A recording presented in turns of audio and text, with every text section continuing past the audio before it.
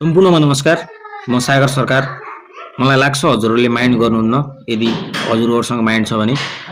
अहिलेको सरकार अर्थात् हिजोको क्रान्तिकारी पार्टीले पुराना राजनीतिक दलहरूलाई गाली विद्रोह गर्ने बखत प्रयोग गरेका शीर्षकहरूमध्ये एउटा राजनीतिक नियुक्तिले देश चाहिँ ध्वस्त भएर सकियो भनेर भनेको थियो, ताकि हामी यस्तो चाहिँ गर्दैनौँ हामी आएपछि सरकारमा। अहिलेको सरकारले अस्ति भर्खरै महान्यायाधिवक्ताको छनौट कसरी गर्यो, स्वास्थ्य बिमा बोर्डको सदस्यमा एउटा श्रम मन्त्रीको श्रीमतीलाई कसरी छनौट गर्यो, यो कुराहरू अहिलेको यो समाजले, यो भिडले को नाङ्गो आँखाले देख्दैन भने म के भन्छु भने चस्मा लाउनुस्, सुन्नुहुन्न भने एउटा ध्वनि श्रवण सहायक यन्त्र के भन्छ त्यो प्रयोग गर्नुस्, बोल्नुस्, बोल्न सक्नुहुन्न भने लेख्नुस्, हैन। यदि लेख्न पनि सक्नुहुन्न भने हिजोका तपाईका नेताहरू जसरी नेता भए उनीहरू जसरी भए त्यसरी चाहिँ एउटा च्याट जिपिटीमा जानुस्, च्याट जिपिटीमा गएर कुनै आफ्नो विषय केमा बोल्ने के लेख्ने हाल्नुस्, उसले सजेस्ट गरिदिन्छ, कमेन्ट पोस्ट तपाईलाई सब रेडी हुन्छ, त्यसरी लेख्नुस्।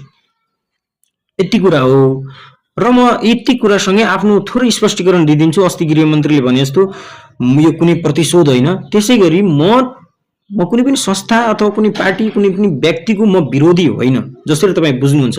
म त्यो समाजको चेतनाको मात्र विरोध गर्छु जसले चाहिँ एउटा यो राजनीतिक क्षेत्रमा चेतना भन्दा बढी भावुकताको प्रयोग गरेर यो राजनीतिलाई बुझेको छ, जसले चाहिँ एउटा चलचित्रको दर्शक र एउटा देशको नागरिकमा चाहिँ धेरै किसिमको फरक छ भन्ने कुरा मात्र म बुझाउन खोज्छु।